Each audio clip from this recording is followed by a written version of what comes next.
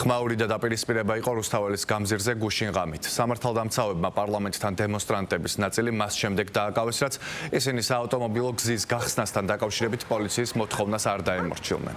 მანამდე აქციის რამდენიმე მონაწილეს და ავტომობილების მძღოლებს შორის მცირე დაპირისპირება მოხდა. რამდენიმე ადამიანი ავტომობილებს გავლის საშუალებას არ აძლევდა. აქციის ერთ-ერთი მონაწილე კი საპატრულო პოლიციის მანქანაზე ავიდა. ის პოლიციამ ხულიგნობის მუხლით დააკავა. სასტრაფო სამედიცინო დახმარების მანქანით კლინიკაში გადაიყვანეს აქციის ერთი მონაწილე, რომელიც შეხლა შემოხლის დროს შეუძლოდ გახდა. გავითარებული მოვლენებიდან მალევე შინაგან საქმეთა სამინისტრომ დაკავებულების შესახებ განცხადება გავრცელა. უწყების ცნობით ადმინისტრაციული წესით აქციის 20-მდე მონაწილეა დაკავებული. დედაქალაქის მთავარი გამზირი აქციის დაწყებისას 20 წუთით გადაიკეტა. ამის შემდეგ კი საავტომობილო გზა ჩვეულ რეჟიმში გაიხსნა. საკანონმდებლო ორგანოს მიმდებარედ ვითარება პერიოდულად მხოლოდ მას შემდეგ იწებებოდა, როდესაც დემონსტრანტები ტროტუარიდან საავტომობილო გზაზე გადასვლას ცდილობდნენ.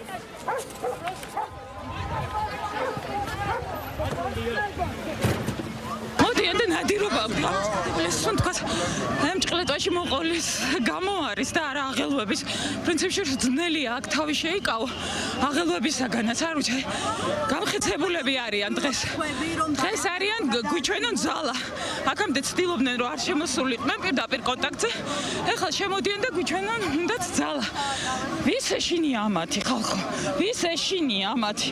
ჩვენ ვთქვით რომ ვიბრძოლებთ ბოლომდე და გავიტანთ ამ რუსულ ნარჩენებს ამ ქვეყნიდან. პროტესტს გამოთქვამთ. გადამძანდით რა. უკან საკმარისი რაოდენობა არ გზაზე ხوارობა. ხო და განაგზეთ თქვენი პროტესტი გაიწიეთ. გამიღებული. მოგიაგით კანონებით რო რაღაცნაირად განმუხტეს სიტუაცია. ერთი წამით განმუხტეს სიტუაცია თქვენი პასუხისგებლობაა რა. განმუხტეთ. მოგიწოდეთ. არაერთხელ პირადადაც მოვედი კითხარი და არ გაკეთდა.